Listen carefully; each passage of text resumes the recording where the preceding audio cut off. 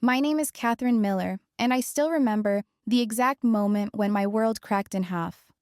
It was a Tuesday morning in Seattle, a gray sky pressing down on the glass windows of our office, the kind of weather that makes you crave coffee just to feel alive. I sat across from two people from HR who looked like they had already rehearsed every word they were about to say.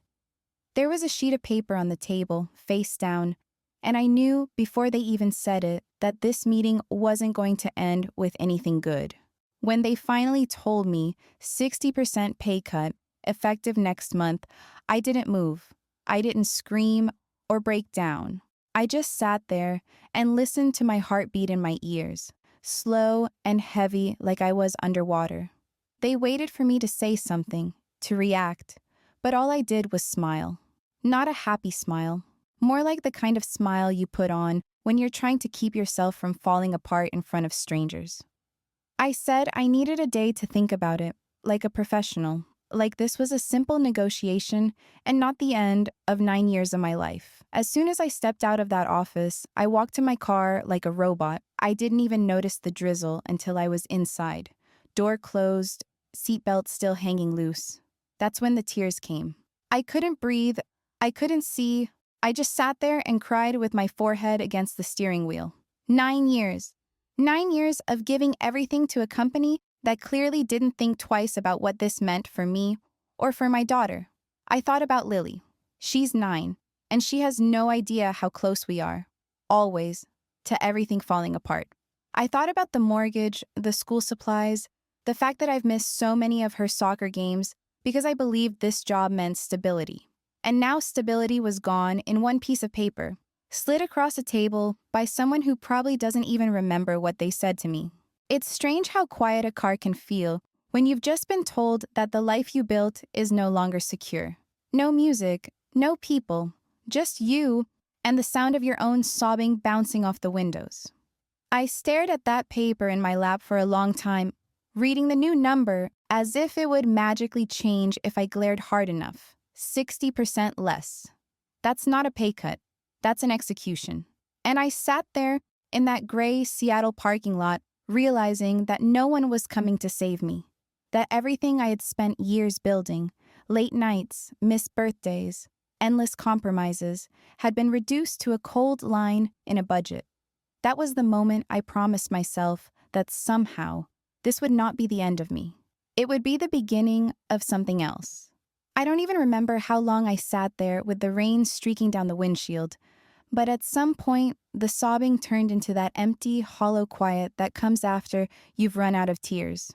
My hands were shaking so badly I could barely hold the steering wheel, and all I could think about was how stupid I had been to believe that loyalty still meant something. 9 years of my life, all those nights when the office lights burned long after everyone else had gone home. All the weekends I traded for deadlines, and it turned out that none of it mattered. Not one late night, not one missed dinner with Lily, not one ounce of myself that I gave to that place was worth more than a line on some accountant's spreadsheet. It felt like someone had taken a knife and cut the ground out from under me. And I just kept thinking, over and over, how did I get here? How did I give so much and end up with nothing? It wasn't always like this. When I first walked through those doors 9 years ago, it wasn't a corporation. It was a dream.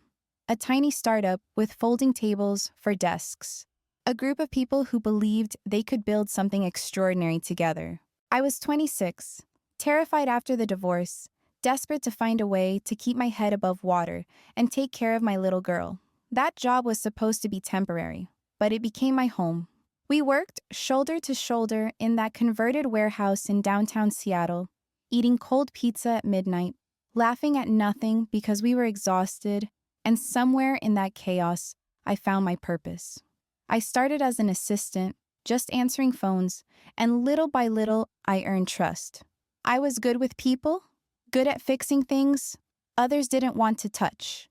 And soon, I was managing clients, then bigger accounts, and then a team of my own. Every time they asked me for more, I gave it. Every time they pushed me past what I thought I could do, I found a way. And somewhere along the way, the company changed. It grew, it was acquired, new faces came in wearing expensive suits, and the laughter started to fade. But I stayed because I believed that what we were building mattered, that if I just held on a little longer, the sacrifices would mean something. Now, sitting in that parking garage with my makeup streaked across my cheeks and my heart pounding like it wanted out of my chest, I realized that what I had built wasn't mine at all. It was theirs, and they could take it from me whenever they wanted. 9 years, and it took them 15 minutes to make me feel disposable. That was the day I finally saw the truth. Everything I thought I was doing to make us safe had only made me vulnerable. I pressed my palms against the steering wheel, wiped my face on my sleeve, and told myself that I was done being someone else's safety net. I can still see the day he left as clearly as if it just happened. One suitcase, one duffel bag, and a look on his face that told me he had already been gone for months before the words came out. He said he needed to find himself, as if a wife and a 3-year-old daughter had somehow made him lose the map. There was a yoga instructor waiting for him in California, and there was no space in his new life for responsibility. I remember standing in the doorway, Lily clutching at my leg, too young to understand why her father wouldn't be coming home again. That was the moment everything hardened inside me. I told myself I didn't need him.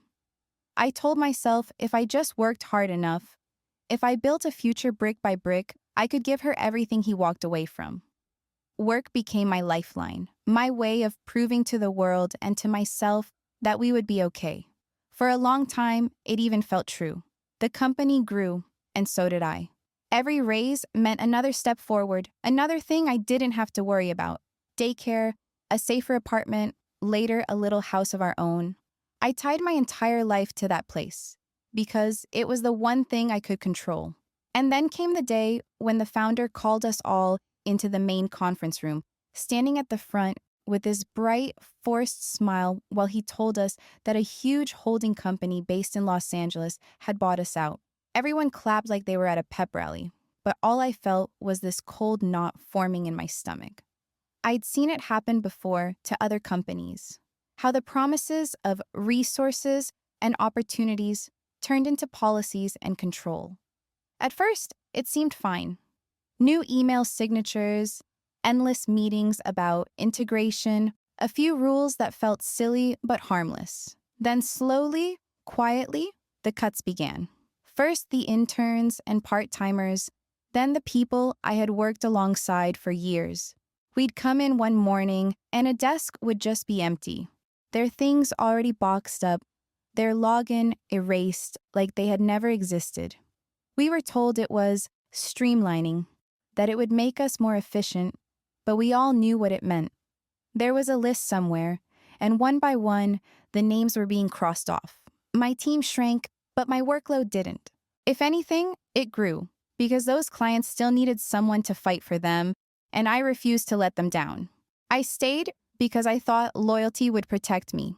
I stayed because I believed if I just outworked everyone else, I'd be safe. I didn't realize until much later that safety had already been sold, along with the name on the door, to people who had never seen the inside of our building. It started slowly, almost so gradually that you could lie to yourself about what was really happening. First one layoff, then another, and then a wave so big that entire teams vanished overnight. Every few weeks, we'd get another cheerful email about optimizing resources or restructuring for the future. And every time someone's badge stopped working, their chair sat empty and no one said a word. I kept my head down and worked, answering emails at 1 a.m, taking calls during dinner, promising myself that if I just gave a little more, they would see I was worth keeping. My world shrank to an endless cycle of screens and meetings, deadlines that never moved no matter how few of us were left to meet them. Somewhere in the middle of it, I stopped sleeping. Even when I closed my eyes, my mind was racing, thinking of all the things I had to do, of all the ways I could fail. There were nights when I sat in the dark kitchen with my laptop open, Lily asleep down the hall, my hands trembling from too much coffee and not enough food. trying to make sense of spreadsheets that blurred into each other. She'd wander out sometimes, rubbing her eyes, asking why I was still awake, and I'd lie and say I just had to finish one last thing. The truth was, the work never ended. For every colleague they cut, another pile of responsibilities landed on my desk. I felt like a dam with cracks forming everywhere, using my bare hands to hold back a flood that kept getting higher. And yet I kept telling myself that it was temporary, that if I could just make it through, things would get better. I didn't let myself admit how badly the stress was eating me alive because I couldn't afford to fall apart. And all the while, I told myself one thing. They need me. I was the one managing the company's biggest accounts, the ones that made up most of our revenue. I knew those clients like family, their problems, their plans, the names of their kids. I thought that would protect me, that all of those years building trust would mean I was safe. Even as the office around me got quieter, even as I packed up the desk of people I'd worked beside for years, I kept believing I was untouchable. I worked myself raw because I couldn't let myself imagine what would happen if I was wrong. That blind hope became the only thing I had left, the thing I clung to in the middle of every late-night panic attack. And then came the day when my name was called into a small conference room, and I learned just how wrong I had been. The conference room was small, windowless, and cold, like they'd chosen a space designed to make you feel smaller before you even sat down. Across the table were two people I barely knew.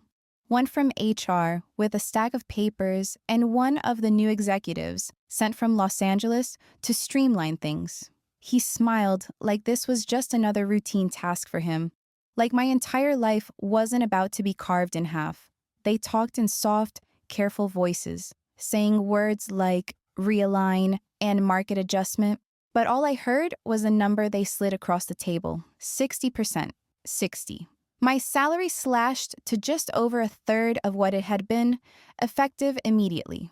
The rest of the explanation sounded like buzzing in my ears, but I forced myself to sit up straight, to nod, to act like I was still in control. My signature was what they wanted, and I wasn't about to give it to them right then and there. I smiled, my voice steady even though my chest felt like it was collapsing, and said, I need 24 hours to review this.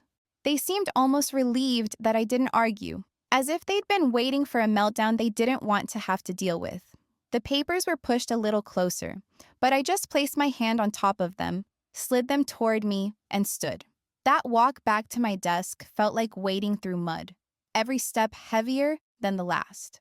I don't even remember packing up my bag, just the way the fluorescent lights felt like knives in my eyes as I tried to get out of there without anyone noticing that my whole world had just imploded. By the time I made it to the parking garage, my phone was buzzing in my pocket, but I didn't answer. I couldn't talk to anyone, couldn't even think straight. I sat in the driver's seat, staring at those papers, trying to figure out how I was going to tell Lily that everything I had promised her might disappear. And then, as if the universe had been holding its breath, the phone rang again. This time, I looked at the screen. It was a name I hadn't seen in a long time.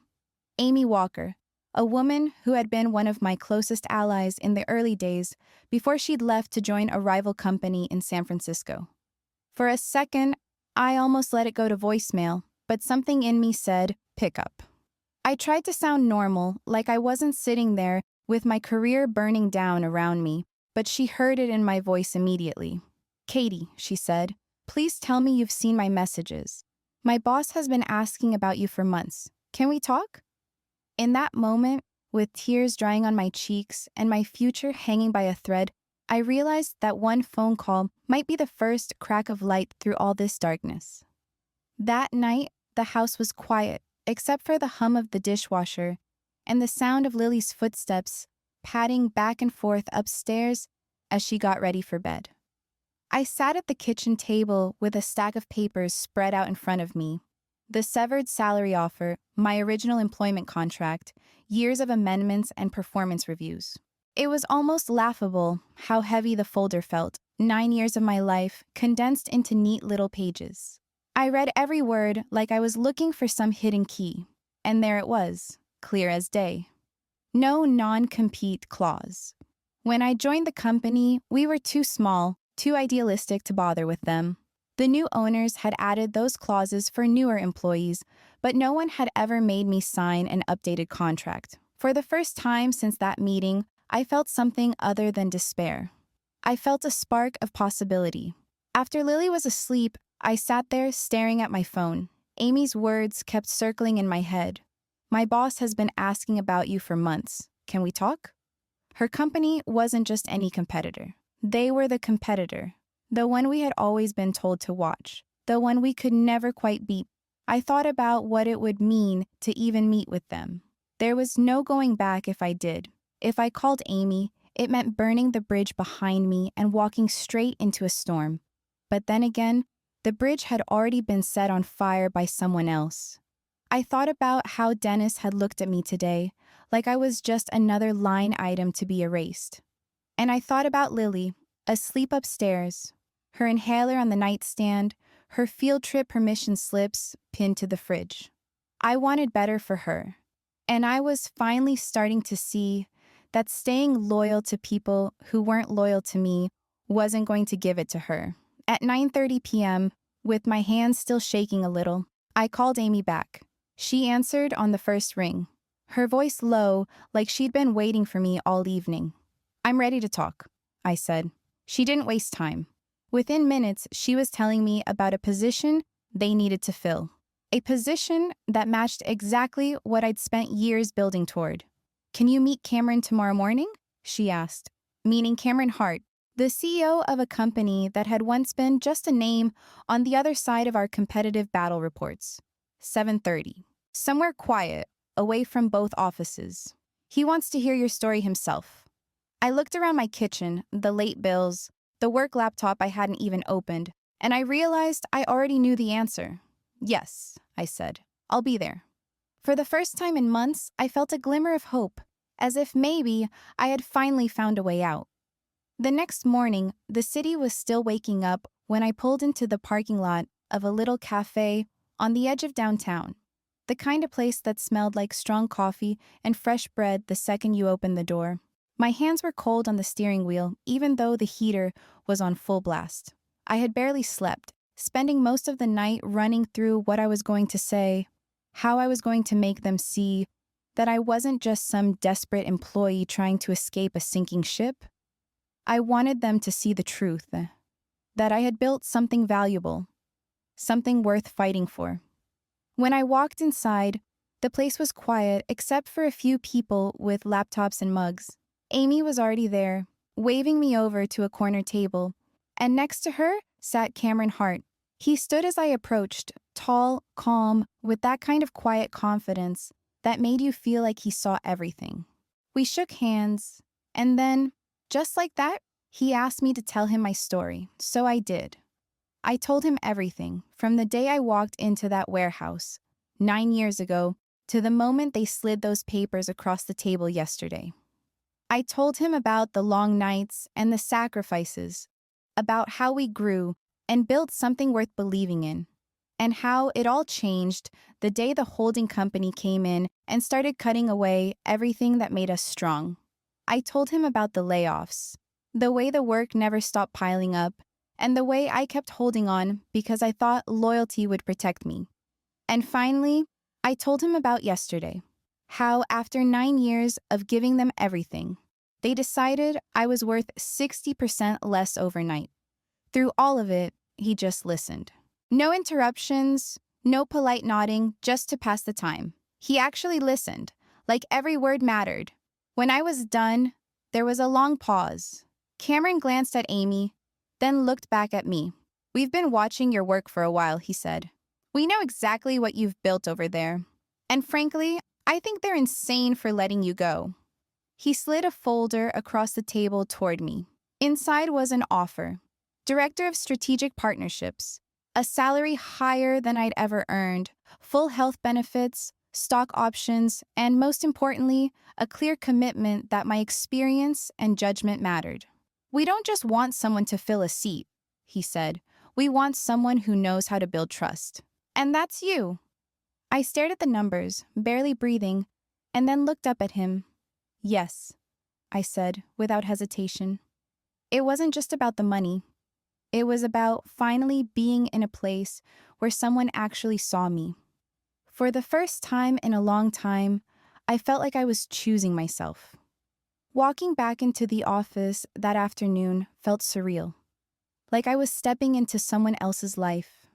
The hallways were too quiet, the kind of silence that made you feel like everyone was holding their breath, waiting to see what you would do next. I didn't stop at my desk. I went straight to the conference room where Dennis and the HR rep were waiting. The same two faces that had handed me my execution yesterday. They looked up as I came in, Dennis wearing that practiced corporate smile that didn't reach his eyes.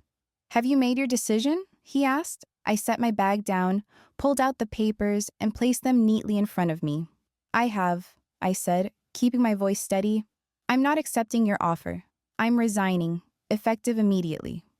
For a moment, they both just stared at me, like they couldn't quite believe I'd said the words out loud. Dennis leaned back in his chair, his smile turning cold. "You know that's not how this works," he said. "Directors are required to give 2 weeks' notice." I opened my folder and slid my original contract across the table. "Not according to this. My agreement was never updated after the acquisition. Notice periods are equivalent to severance periods. And since this company never offered more than a week of severance, that's all I owe you. And there's another clause. You may have forgotten it. If compensation is reduced by more than 15%, all transition requirements are waived." I met his eyes. "Your pay cut was 60%. The HR rep shifted uncomfortably, looking down at her notes.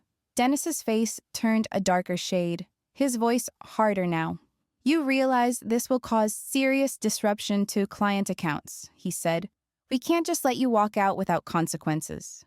I stood, picking up my bag, my heart pounding, but my voice calm. "You can't stop me. And you can't sue me either. There's no non-compete in my contract. I made sure of that before I made my decision." He narrowed his eyes. "If we find out you've taken anything that belongs to this company, we'll bury you in court. Emails, files, client lists, anything." I stopped at the door and looked back at him. "I haven't taken anything that doesn't belong to me. What I am taking are the relationships I built with 9 years of my life. Those belong to me. And that's what makes me valuable to the people smart enough to see it." For a long second, no one said anything. Then I walked out, past the rows of half-empty desks, past the reception area where the logo on the wall no longer meant anything. My hands were shaking, but it wasn't fear anymore. It was relief. For the first time in years, I was free. I walked back to my desk without looking around too much, afraid that if I caught someone's eye, I'd lose the fragile control I'd managed to hold on to. My desk looked the same as it had every other day, but suddenly, everything on it felt like it belonged to a different life. I pulled a cardboard box from the storage cabinet and started filling it. The framed photo of Lily grinning with missing front teeth. The mug that said, "World's Best Boss," my team had given me as a joke. A stack of notebooks filled with 9 years of ideas and reminders that no one but me could make sense of. Around me, the office felt hollow. The few remaining people on my team gathered quietly, their faces pale because they knew exactly what was happening. Without me saying a word, Maria asked in a whisper if it was true. I nodded. "What about us?" she asked. And for a second, my heart broke all over again. "Check your email in an hour," I said softly.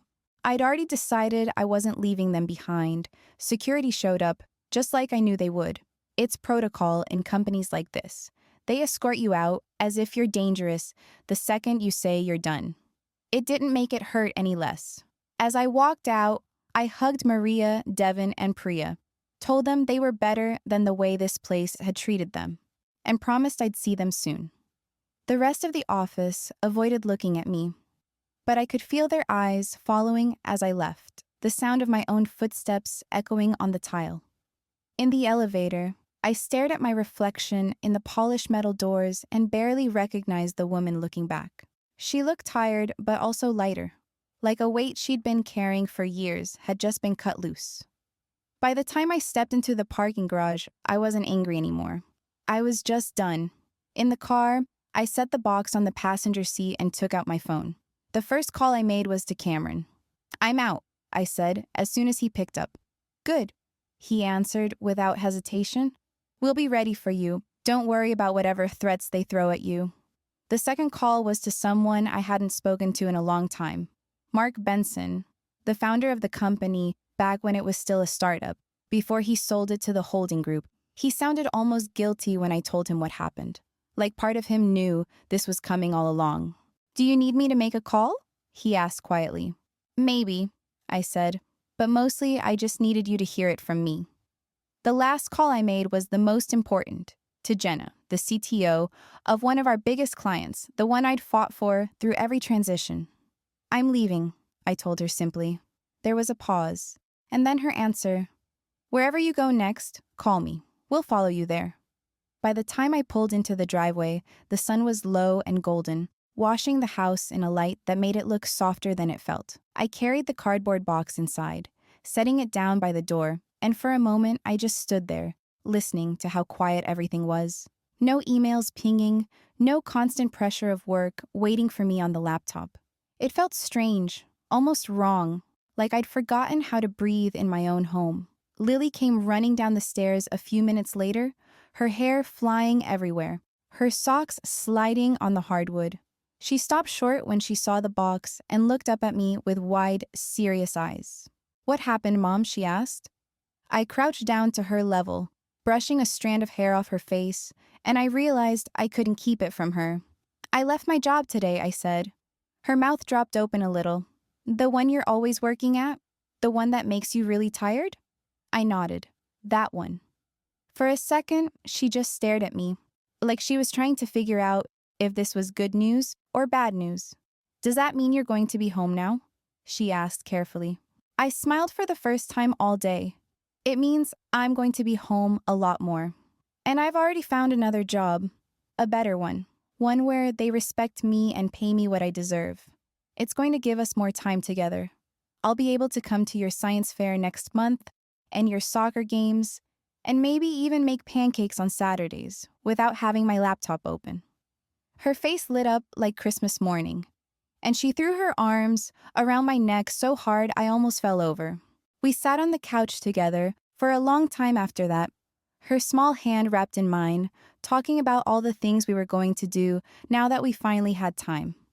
I promised her a weekend at the beach as soon as I started my new job, and she made me promise I wouldn't miss any more of her school projects.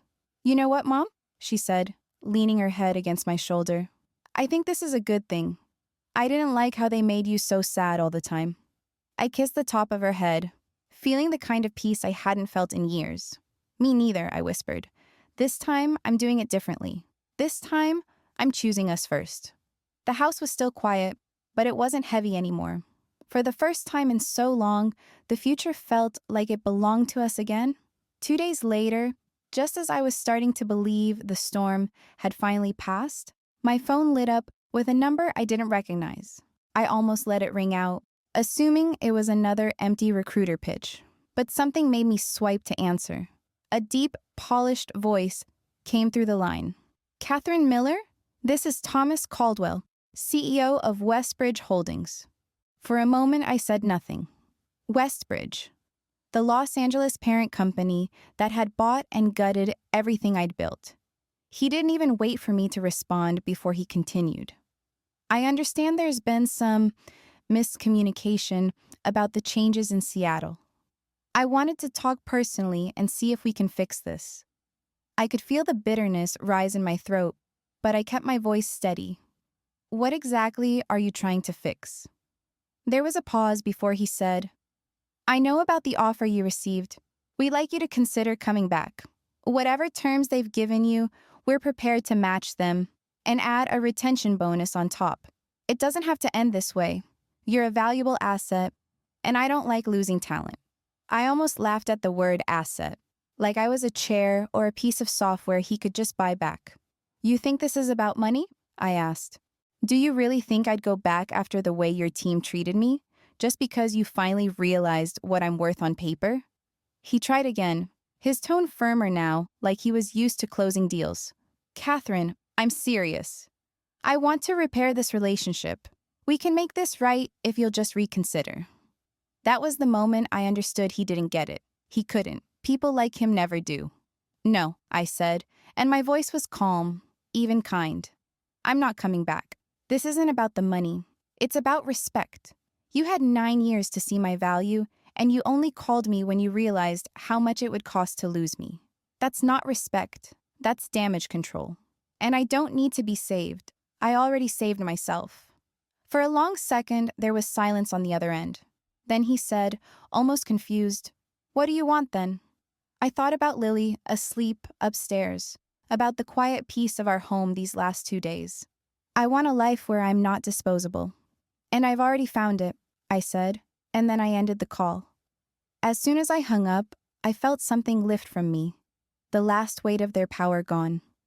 I wasn't theirs anymore. Not my time, not my future, not my worth. For the first time in a long time, everything I had was finally my own. 3 years can feel like an entire lifetime when everything changes. Now, when I walk into the glass building that houses Redwood Technologies in San Francisco, I don't feel like an imposter anymore. I'm not the exhausted woman crying in her car, clutching a letter that told her she was worth 60% less. I'm Catherine Miller, Vice President of Client Partnerships, leading a team of 30 people who know that loyalty works both ways. My office has a view of the bay, my name on the door, but those things aren't the real reward. The real reward is the feeling of walking down a hallway and hearing laughter, the sound of people who love where they work, people who stay because they are valued, not because they're trapped. In these 3 years, everything I thought I'd lost, I rebuilt. The clients came on their own, one by one, they called, sometimes angry, sometimes just tired of being ignored. They asked where I had gone, and when they found out, they followed. Not because I begged them or promised them anything, but because relationships matter. Trust matters. And when you spend almost a decade proving you'll show up no matter what, people notice. By the end of the second year, half of the accounts I had once managed at my old company had migrated over to Redwood. The very people they thought they could take from me were now walking through our doors, ready to start over. Every time that happened, I didn't feel vindicated. I just felt certain that I'd made the right choice. Looking back now, I know the real victory was never about revenge. It wasn't about the clients who came with me, or the promotions, or even the bigger paycheck. The real victory was the moment I realized I didn't need their approval to be worth something. It was finally understanding that I had spent so many years waiting for someone else to see my value, when all along it was mine to claim. That's what I tell anyone who asks how I survived that time. You don't win by staying in places that don't see you. You win by walking away and building a life that does. These days, when I stand on the sidelines of Lily's soccer games or help her glue the final pieces of a school project, I think about that morning in the conference room. I think about how powerless I felt. And then I look at the life we have now, one I built with my own hands, and I smile. Because in the end, the best revenge wasn't about taking anything from them. It was about giving everything back to myself.